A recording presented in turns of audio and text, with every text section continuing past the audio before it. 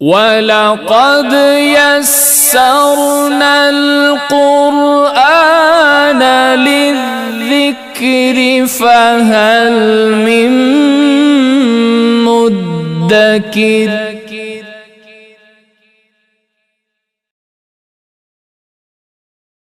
بسم اللہ الرحمن الرحیم۔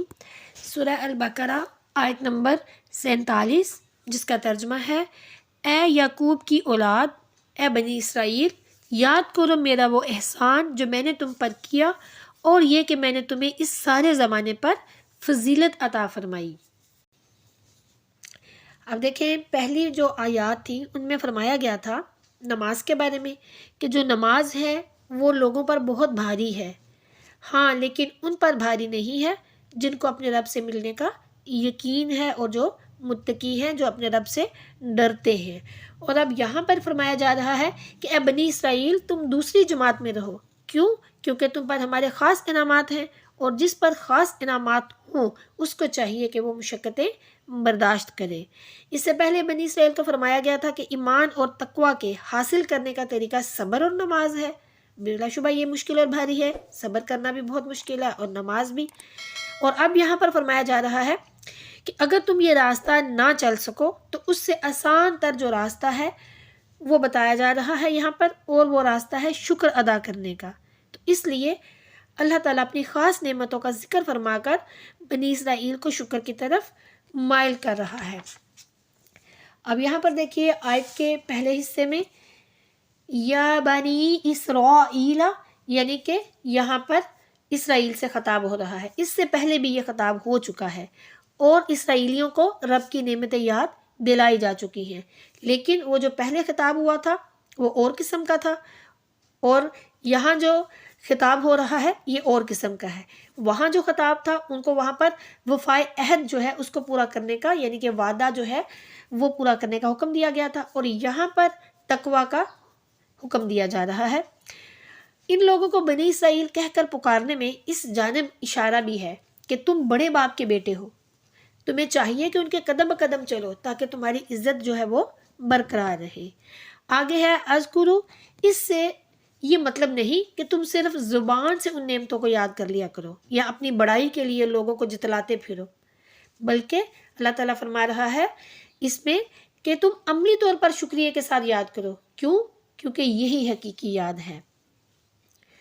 پھر آگے فرمایا جا رہا ہے اللاتی انعمت علیکم، بظاہر اس سے بنیادی نعمتیں مراد ہیں، جیسے کہ من و سلوہ اتارنا، اور لکودک بیابانوں میں بادلوں سے ان پر سایہ کرنا، پھر بنی اسرائیل کے لیے پتھر سے پانی نکالنا، بحر کلزم کو خشک کرنا وغیرہ۔ تو یہاں اس سے بلا واسطہ نعمتیں بھی مراد ہیں، یعنی ان نعمتوں کو یاد کرو جو تمہارے باپ دادوں پر کی گئی تھی، جس سے تم ہمیشہ فخر کرتے رہو گے۔ وَأَنِّي فَضَلْتُكُمْ، ظاہر اس سے دینی نعمتیں مراد ہیں۔ یہ بھی یاد کرو کہ ہم نے تم کو بڑی بزرگی دی، یعنی اس میں اللہ تعالیٰ فرما رہا ہے بنی اسرائیل سے کہ تم یہ بھی یاد کرو کہ ہم نے تمہیں بڑی بزرگی دی کہ تمہارے گروہ میں 4000 پیغمبر جو ہیں وہ پیدا فرمائے، توریت، زبور اور انجیل اور دوسرے صحیفے تمہاری زبان میں تمہاری جماعت پر اتارے گئے، اور تم میں بڑے بڑے عادل بادشاہ اور باعمل عالم اور اولیاء اللہ اور مشائخ پیدا فرمائے، جس کی وجہ سے تم سارے فرقوں پر اعلیٰ ہوئے۔ یعنی کہ یہ سارے کے ساری نعمتیں جو ہیں اللہ تعالیٰ بنی اسرائیل کو یاد کروا رہا ہے۔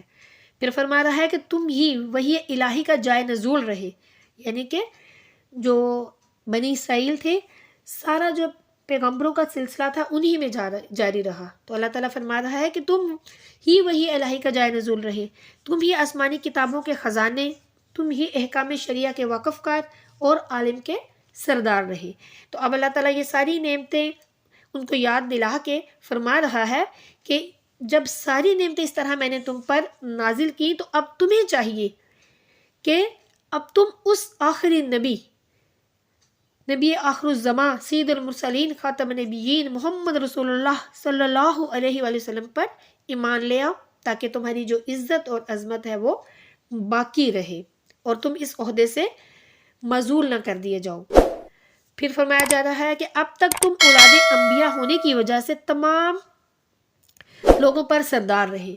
اور اب ایسا کرو کہ سید الانبیاء ختم النبیین صلی اللہ علیہ وآلہ وسلم کی امت بن کر کنتم خیر امتن کا جو اعلیٰ خطاب ہے وہ حاصل کر لو۔ سبحان اللہ، کتنا خوبصورت اللہ تعالیٰ بنی اسرائیل سے خطاب فرما رہا ہے یہاں پر کہ تم پیارے آقا صلی اللہ علیہ وسلم کی امت بن جاؤ، اور وہ جو سارے کے سارے خطاب اور وہ سارے کے سارے جو بھی نعمتیں تم پر تھیں وہ باقی رہے، تمہاری عزت بھی باقی رہے۔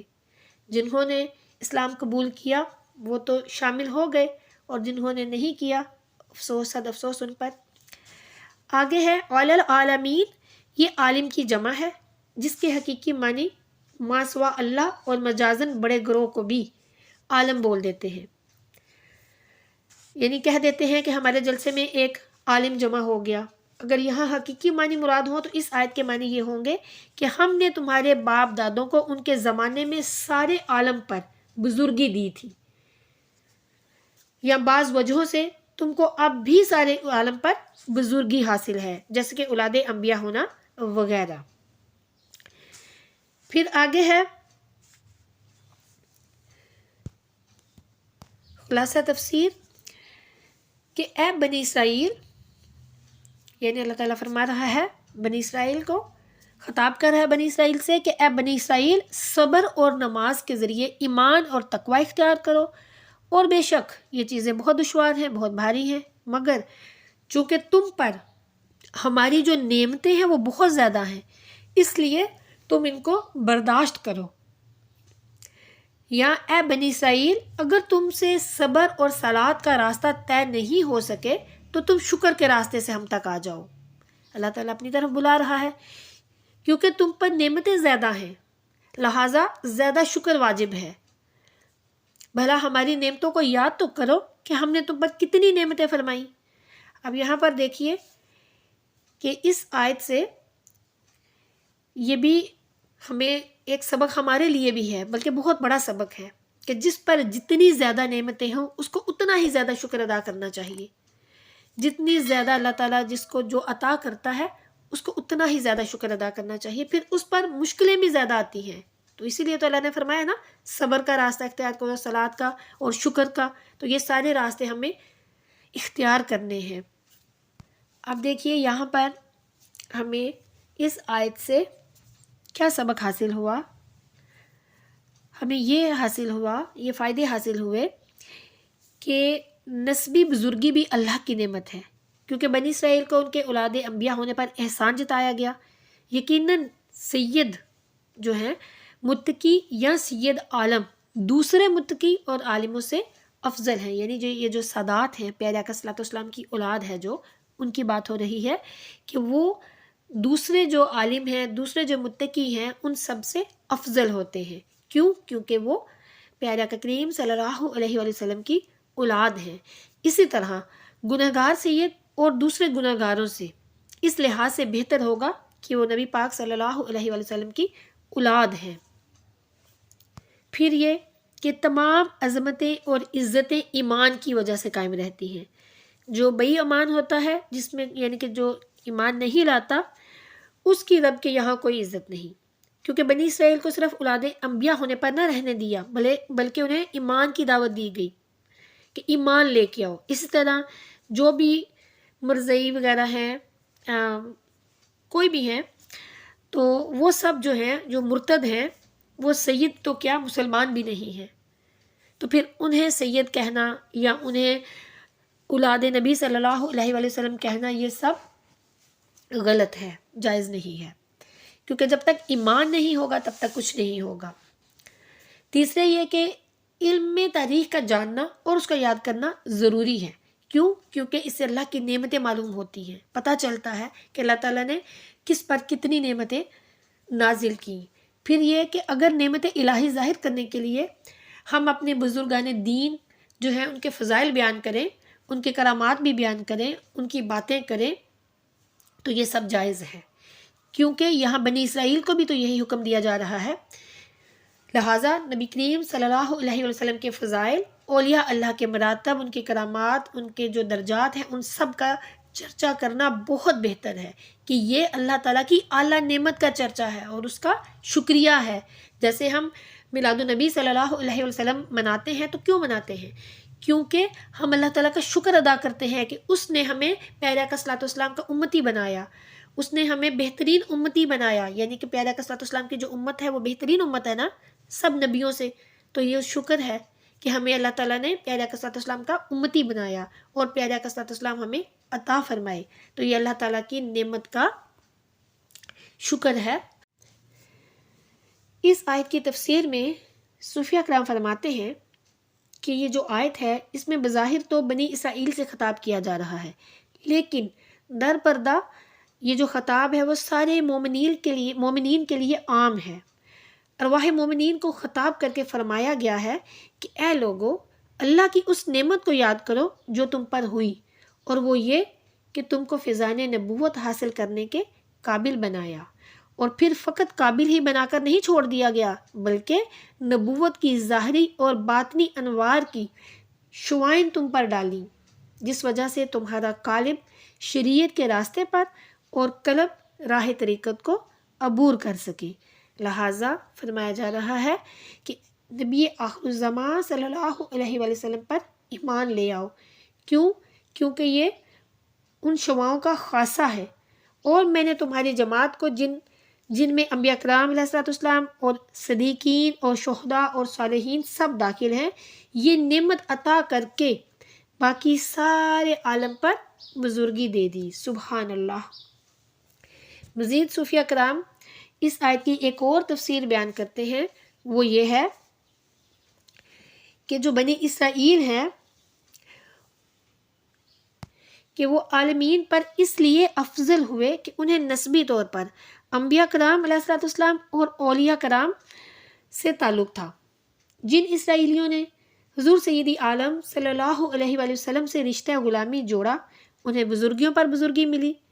جنہوں نے حضور سیدی عالم صلی اللہ علیہ وآلہ وسلم کے ساتھ رشتہ نہ جوڑا، وہ بدترین مخلوق بن گئے، ان کی خاندانی شرافتیں ختم ہو گئیں۔ مزید صوفیہ کرام فرماتے ہیں کہ اس شاخ میں پھل پھول لگتے ہیں جس کا تعلق جڑ سے ہو، اس جماعت میں اولیاء ہوتے ہیں جس کا تعلق حضور نبی اکرم صلی اللہ علیہ وآلہ وسلم سے ہو۔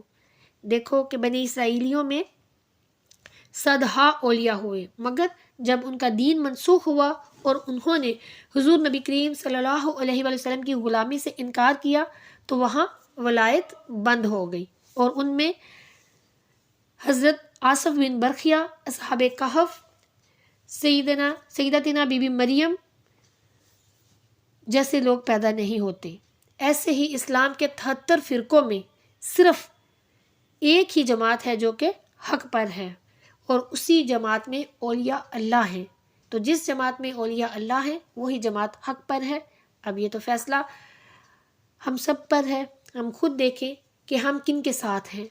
اللہ تعالیٰ میں ہدایت عطا فرمائے، ایمان عطا فرمائے، ایمان اور ہدایت پر استقامت عطا فرمائے، علم دین سیکھنے، اس پر عمل کرنے اور دوسروں تک پہنچانے کی توفیق عطا فرمائے۔ آمین۔